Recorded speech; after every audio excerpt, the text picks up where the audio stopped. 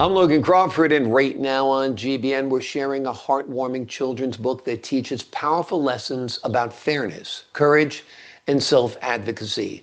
The name of the book, Fiona Finds What's Fair. It's written by one of my favorite guests, one of my favorite authors. Her name is Tracey Tozier, and she introduces young readers to Fiona the French Bulldog, a lovable character navigating a new school, a tough principal, and the challenges of learning disabilities. This inspiring story uses popular themes like inclusion, kindness, and empowerment to help children understand that fair means everyone getting what they need as individuals. We're delighted to have this very talented author join us here today. We thank the team at Advocacy Publishing for helping us put her on TV today. And we ask viewers like you to support authors like her by subscribing to our channel and by purchasing her amazing book. The links are below this interview. Tracey, thank you so much for joining us here once again. Thanks for having me, Logan. It's my pleasure. This book is terrific. Let's start out by telling the folks at home a little bit about Fiona in this story. She's starting her first day of school or something. Tell us about that. Yes, Fiona is Benny's older sister, and she's starting her first day of middle school. And her principal says that she doesn't believe that Fiona needs a 504 plan, which is in-classroom accommodations, because Fiona has dyslexia. So the principal says that she's going to take Fiona's 504 away.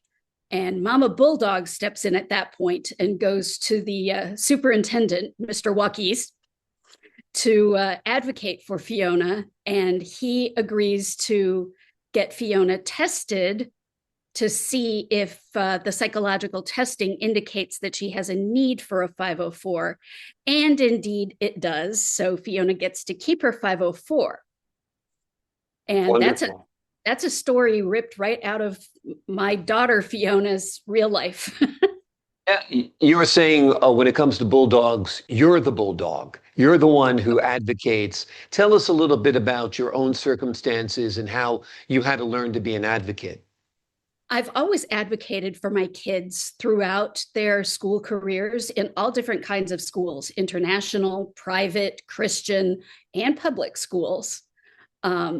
So I come rightly by the advocacy, but what really inspired me to become a professional education advocate and get trained formally through the Council of Parent and Attorney Advocates was the experience of suing Charlotte-Mecklenburg School District with my son, Ben. He attended 1 year of high school. He joined in 11th grade. He had a number of diagnoses, and the teachers could see that he had incredible difficulties, but the school refused to even test him for his eligibility for an IEP or classroom accommodations. He had a 504 plan that had pretty much nothing in it. And it was a very traumatic experience. We actually went to an 8-day long hearing, which was incredibly draining financially and emotionally. And we proved 8 violations of federal law. And the judge decided that Ben wasn't succeeding at his high school because he was slow and unmotivated to succeed. She was also friends with the principal at the high school that we were suing. So coincidence? I think not. We had asked her to recuse herself. She refused. It was a whole thing. So when that disappointing judgment came down, I looked at my lawyer and I said, what do I do with all of this rage and knowledge that I have now? And she said, you go take COPA's Special Education Advocacy Advanced Training class, and you become an education advocate, and you make sure no other parent has to go through what you just went through. So it's become a calling for me, and I love what I do. It's insult to injury to have to go to an 8-day hearing to fight for rights for your children, but you did that. You are a bulldog in a very good way, and we're glad about that. We're glad that you're a fighter because children need advocates. So this book, Fiona Finds What's Fair, is loosely based on your daughter's experiences, and your Yeah. other book, Benny Speaks Up, is loosely based on Benny's experiences. Tell us a little bit about Benny's experiences in the book. Benny speaks up. In the book, Benny Speaks Up. Benny just has a little bit of dyscalculia, which is a learning disability with regard to mathematics. And he doesn't want to go to school because he's afraid he's going to fail his math test. So he pretends he's ill, and his mother catches on, as we mothers do. And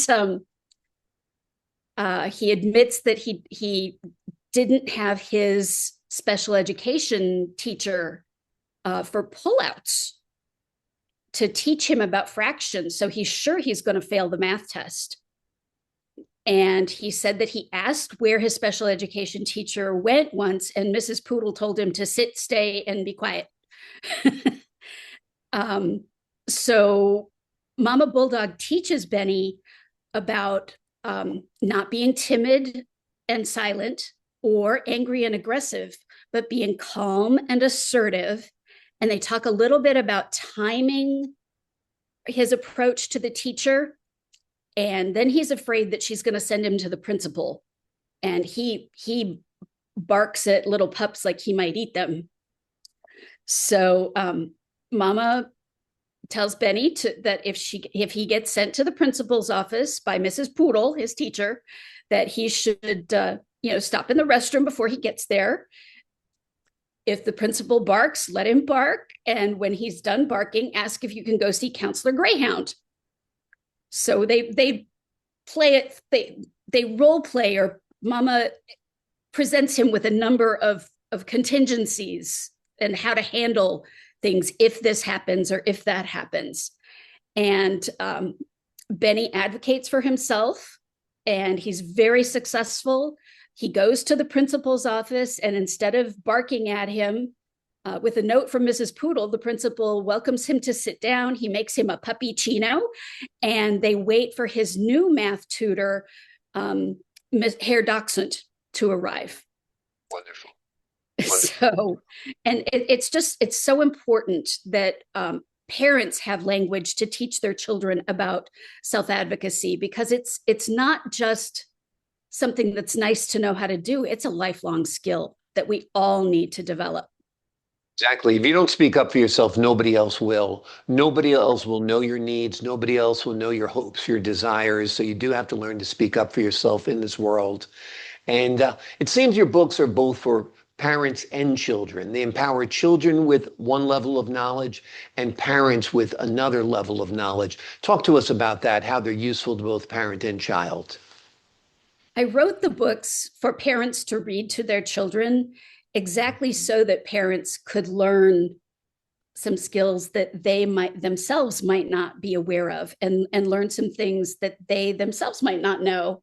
And they could teach their children what to do on the being a kid in school level, but then they learn a bit about becoming a little bit of Mama Bulldog themselves. Absolutely. Absolutely. Everybody needs a little bulldog in them for sure. Talk to us about your Fiona book. Fair means everyone getting what they need. Talk to us about that theme. Yes, I use stories and metaphors and gentle humor to help the character Fiona explain to Charlie Chihuahua, who stands up in class as a test is starting, and Fiona and her friend Abby are about to leave the room to go to a separate setting where they get extra time on tests. And he stands up and says, "It's not fair. They get a special advantage. They get to go someplace else and have extra time, and that's not fair to the rest of us." And the teacher says, "Do you want me to take this one, or do you girls want to handle it?" And Fiona says, I'll answer." And she stands up and presents Charlie Chihuahua with a couple of scenarios. One is that what if Mr. Wolfhound brought pizza to school? And and everybody loves pizza, but Billy can't have pizza because the cheese makes him sick. So should Billy just not have lunch that day while he sits and watches his friends all eat a special lunch? And Charlie still doesn't get it. He just slaps the desk. And she said, well, how about when George Greyhound broke his leg and he needed extra time to get to class and he needed a helper to carry his books for him so that he could get around from class to class? What if George hadn't had that extra help and just had to miss like 2 months of school? And then Charlie starts to get it and he says, so fair is everybody getting what they need. And then he sits down and he doesn't say anything about what's fair ever again. Wonderful. Well, it's such an important lesson because kids are given special accommodations today, and some of the other children might resent it. So it's important for children who have special needs to read these books, for their parents to read these books, but also for children who are quote unquote average, students. They need to know what's going on with other people too, to develop empathy. And I think that's important. How many books are there in this series now? You've got the Benny book, the Fiona book. Tell us a little bit about your vision for this series. Yes, I have the Benny book, the Fiona book, and there's one more book that we'll be talking about soon, and that is Mikey Can't Help It. Mm-hmm. Benny and Fiona welcome a little brother into their family, and he happens to have profound autism. Hmm. That book walks parents and children through their feelings about what it's like to have Mikey with them out in public or at school and have him act differently than other puppies. And it teaches them that their feelings are okay, first of all, and then some very practical, compassionate ways of communicating with Mikey and with other people. The kids get the permission to use the words autism and autistic to describe what's going on with Mikey so that other people understand and children stop teasing. Because there's a lot of autism awareness these days, and people hear that word and they go, oh, okay, I get it. Yeah. There's also a lot of confusion about autism, I think, too, because I think you can be autistic and have learning disabilities. You can be autistic and not have learning disabilities. You can have a social disconnect and you might not have a social disconnect. So there's a lot to be learned about autism, and I'm sure this book is going to help children's families learn about the different needs of people with autism. So I think that's wonderful. Have you envisioned these books as videos, perhaps, or a TV series for children where they can watch a video about Mikey or Benny or Fiona? That would be a dream. Yeah. That would be absolutely fantastic. And I'm writing another book right now that will come out in March of 2026 that will be about ADHD. That's great. And I think a lot of people need to understand that because I think many more people are afflicted with ADHD than they realize, right? Absolutely. It seems like almost every other kid has a diagnosis of ADHD. Yeah. And just medicine or just therapy don't seem to necessarily be the answer for everyone. A lot of people need a combination of medication and some therapeutic techniques to help children learn how to control themselves and be able to pay attention in class and make friends at school. School needs to be less passive also for the kids who are full of energy and sit there and listen to the teacher write on the chalkboard. Maybe it's changed since I was a kid. I don't know. But even with somebody who didn't have ADHD, it was tough to listen sometimes. Your books are great. They're so approachable. The fact that they're told through the eyes of dogs and the mouths of dogs, I think are wonderful because kids are fascinated by that. And you have all the different breeds incorporated.